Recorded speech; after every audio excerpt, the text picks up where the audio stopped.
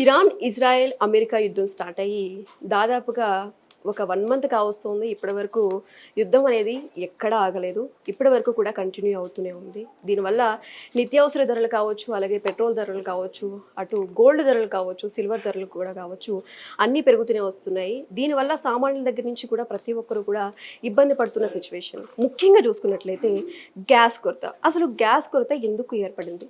మన భారతదేశంలో గ్యాస్ కొరత ప్రధానంగా చూసుకున్నట్లయితే చాలా చోట్ల గ్యాస్ కొరత అనేది ఉన్నది. ఇప్పటి వరకు యుద్ధం స్టార్ట్ అయ్యి 1 మంత్ కావస్తుంది. ఇప్పటి వరకు ఇది కంటిన్యూ అవుతూనే ఉంది. అసలు ఎందుకు ఇలాగా ఈ సమస్యలు వస్తున్నాయి, దేనివల్ల వస్తున్నాయి అనేది రహీం ఉన్నారు. రహీం అడిగి తెలుసుకుందాం. యాక్చువల్ శశిరేఖ, ఈ హర్ముజ్ జలసంధి అనేది అసలు ప్రపంచం మొత్తానికి ఒక గుండెకాయ లాంటిది. ఈ హర్ముజ్ జలసంధి ఒకప్పుడు కరోనా ఎలా అయితే ప్రపంచవ్యాప్తంగా కరోనా మహమ్మారి ప్రపంచాన్ని మొత్తాన్ని ప్రతి రంగాన్ని ఎలా అయితే కుదిపేసిందో, ప్రస్తుతం ఉన్నటువంటి యుద్ధం ఏదైతే ఇరాను, అమెరికా, ఇజ్రాయెల్ ఉందో అదేవిధంగా ప్రపంచం మొత్తాన్ని ఒక మార్కెట్ని అయితే కుదేలు చేస్తుంది. దీనికి ప్రధాన కారణం అంటే మీరు గమనించారో ఇది ఇటీవల అసలు యుద్ధం పట్ల అవగాహన, అసలు యుద్ధం ఎందుకు వచ్చింది అనేటువంటి అవగాహన ఉన్నటువంటి వాళ్ళు, అంటే చదువుకున్నటువంటి వాళ్ళు, చదువుకోనటువంటి వాళ్ళు కూడా అందరి నోట ఒకటే మాట ఏంటంటే హర్ముజ్ జలసంధి. అదేదో జలసంధి అంట, అక్కడ ఏదో ఆపారంట, దానివల్ల ఇక్కడ గ్యాస్ ధరలు పెరిగినాయంట. అదేదో జలసంధి అంట, అక్కడ ఎవరు అడ్డం పడుతున్నారంట, దానికోసం మనం కట్టెలు పోయి వెలిగిస్తున్నామంట. ఈ సహజంగా వినిపిస్తున్న ధోరణి. వాస్తవంగా హర్ముజ్ జలసంధి అంటే ఏందో తెలియనటువంటి వాళ్ళ నోటి కూడా ఈ రోజు పదం రావడం కారణం ఈ క్రూడ్ ఆయిల్ సంబంధించినటువంటి విషయం. ఈ క్రూడ్ ఆయిల్ ఇంత హ్యాంగ్ అవటానికి ప్రధాన కారణం ఆ జలసంధి మార్గం గుండా ఇరాన్ ఎప్పుడైతే అన్ని ఆంక్షలు పెట్టి ఆపేసిందో అప్పటి నుంచి మనకు ఈ క్రూడ్ ఆయిల్ అందకుండా ఒక్కసారి గ్యాస్ ధరలు పెరిగినాయి. కాకపోతే మన దేశం ఒకటే కాదు, భారతదేశం కాదు, ప్రపంచంలో అనేక దేశాలు కూడా దీని ఇంపాక్ట్ కనబడుతుంది. మనం ఈరోజు అనుభవిస్తాం దానికి సంబంధించి. మీరు అబ్జర్వ్ చేస్తుంటే ఇప్పుడు ఈరోజు చూడండి, మన గ్యాస్ సంబంధించి ఎల్పిజి కానివ్వండి, ఈ కమర్షియల్ గ్యాస్ సిలిండర్ కానీ ఏవైనా చూడండి ఈరోజు అందుబాటులో లేవు. సహజంగా ఎందుకు లేవు? ఇంతగా ఉన్నటువంటి 900, 1100 ఉన్న గ్యాస్ సిలిండర్ ధరలు ఒక్కసారిగా వేలలో ఎందుకు కొంటున్నారంటే మన ఇన్నాళ్ళ నుంచి మనం దాన్ని సంబంధించిన అనుభవిస్తున్నాం. అది ఎక్కడి నుంచి వస్తుంది, దాని ప్రభావం ఏంటి అనేది మనకి ఎవరికి తెలియదు ఎన్ని రోజులు. కేవలం ఈ యుద్ధం ద్వారా మనందరికీ దీనికి సంబంధించినటువంటి ఇంపాక్ట్ తెలుస్తూ ఉంది. ఇప్పుడు దానివల్ల ఇప్పుడు ఏమైందంటే చివరికి కేంద్రం కూడా కొన్ని ప్రత్యామ్నాయ మార్గాలు చెప్తా ఉంది మనని. ఎందుకంటే ఈ ఇండక్షన్ కుక్కర్స్ కానివ్వండి, దానికి తగ్గట్టు కట్టెల పొయ్యిలు కానివ్వండి, ఇవన్నీ చెప్తా ఉంది.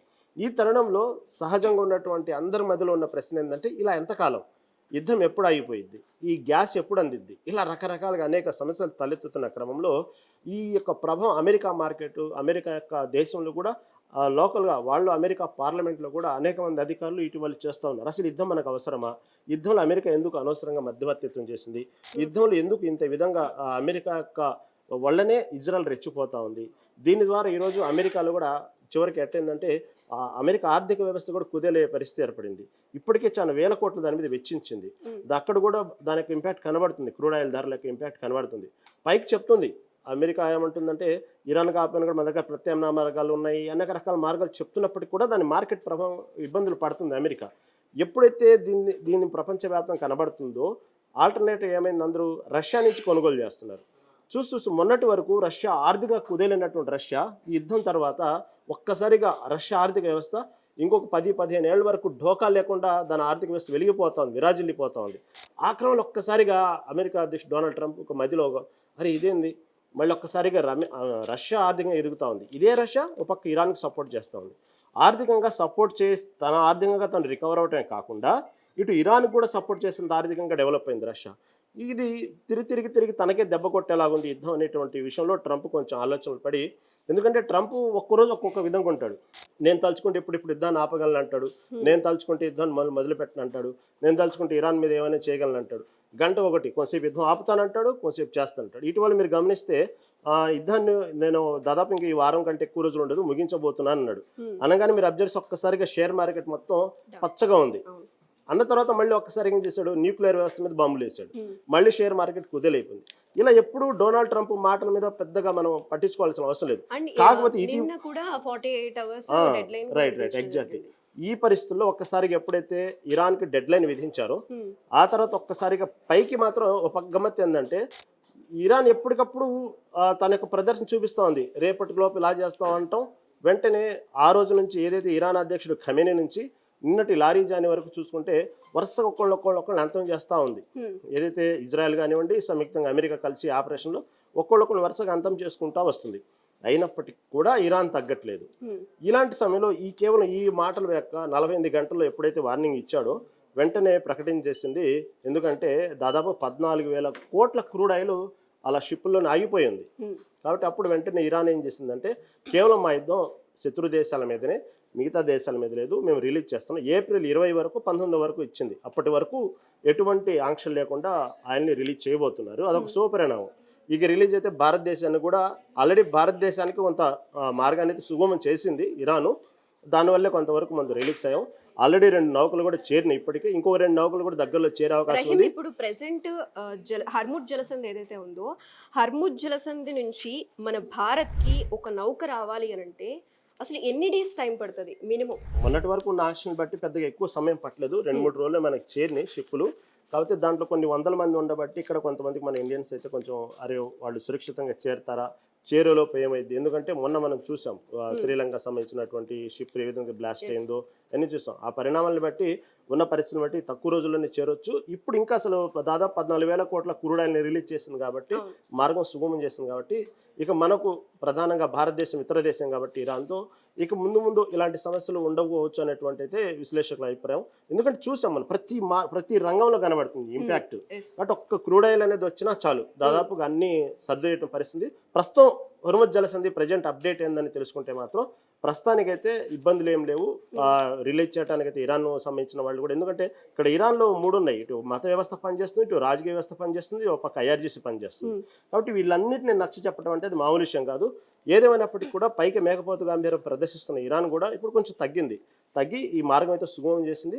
కాబట్టి తొందరలోనే అన్ని దేశాలతో పాటు మన దేశం కూడా దాదాపుగా మనకున్నటువంటి ఏదైతే ఇప్పటికి అక్కడ హోల్డ్లో ఉన్నటువంటి షిప్పులు కూడా ఈ ఆయిల్తో వచ్చేటువంటి అవకాశం ఉంది. ఈ 14,000 కోట్లు మనవి కూడా భారీగానే ఉన్నాయి ఆయిల్ సంబంధించిన నిల్వలు. అవన్నీ కూడా తొందరలో చేరుతాయి. కాబట్టి దాదాపుగా ఈ సంక్షోభం అయితే ఉండదనే చెప్పుకోవాలి. ఇంకొక విషయం ఏంటంటే ట్రంప్ దాదాపు యుద్ధం వారంలో ముగించేసేటువంటి అవకాశం ఉందని చెప్పేటువంటి వార్త కూడా తన చిట్చాట్లో మనం చూసాం. అంటే ఇంకా ఎక్కువ రోజులు కూడా చేసే ఓపిక లేదు ట్రంప్ దగ్గర. దాని ఇంపాక్ట్ అమెరికా మీద పడుతుంది. కాబట్టి యుద్ధాన్ని ఆపేది పరిస్థితులు కనబడుతున్నాయి. ఓ పక్క చూస్తే ఇరాన్ కూడా తన పక్కన్న దేశాలు అరబ్ దేశాల మీద కూడా దాడులు చేయడం మొదలు పెడుతుంది. కాబట్టి వాళ్ళు కొంత రిక్వెస్ట్ చేస్తున్నారు. ఏమైనా పరిణామాలన్నీ చూస్తూ ఉంటే కొంత ఇరాన్ తగ్గినట్టు కనబడుతుంది. At same time America Trump కూడా యుద్ధాన్ని వారంలో ముగించేస్తామనేటువంటి స్టేట్మెంట్ వల్ల కూడా ఇటు కొంచెం మార్కెట్ మొత్తం కూడా కొంతవరకు ఊరట కలిగించిందని చెప్పుకోవాలి. ప్రస్తుతం అయితే హర్ముజ్ జలసంధి అయితే కొంతవరకు మార్గం అయితే సుగమమైందని చెప్పుకోవాలి. ఇది ఒక మంచి పరిణామం అందరికీ. ఎగ్జాక్ట్లీ రహీం, ఇప్పుడు ప్రపంచ వాణిజ్యానికి మెయిన్ గా గుండెకాయ లాంటిది హర్ముజ్ జలసంధి. ఇప్పుడు హర్ముజ్ జలసంధి దగ్గర సిచ్యువేషన్ ఏంటి ఇప్పుడు ప్రెసెంట్ సిచ్యువేషన్? ప్రజెంట్ సిచ్యువేషన్ లేదు. ఆంక్షలు దాదాపు 20వ తారీఖు ముందు ఏదైతే ఇప్పటికీ నింపుకొని ఉన్నాయో, క్రూడ్ ఆయిల్ నింపుకొని ఉందో 20వ తారీఖు వరకు, మొన్నటి 20వ తారీఖు వరకు అవన్నీ కూడా రిలీజ్ చేయమన్నారు. ఇక నుంచి కొత్తగా దానికి సంబంధించినటువంటి ఆయిల్ సంబంధించిన కాకుండా 20వ తారీఖు ఏదైతే సేమ్ హర్ముజ్ జలసంధిలో ఆగి ఉన్నాయో, అంటే నేను చెప్పాను కదా 14,000 కోట్ల క్రూడ్ ఆయిల్, అవన్నీ కూడా ప్రస్తుతం ఏ ఆంక్షలు లేకుండా రిలీజ్ అవ్వబోతున్నాయి.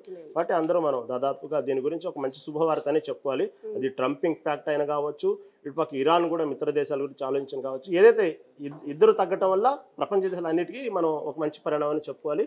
కాబట్టి ముందు రోజులు ఈ కష్టకాలం అయితే ఉండదు.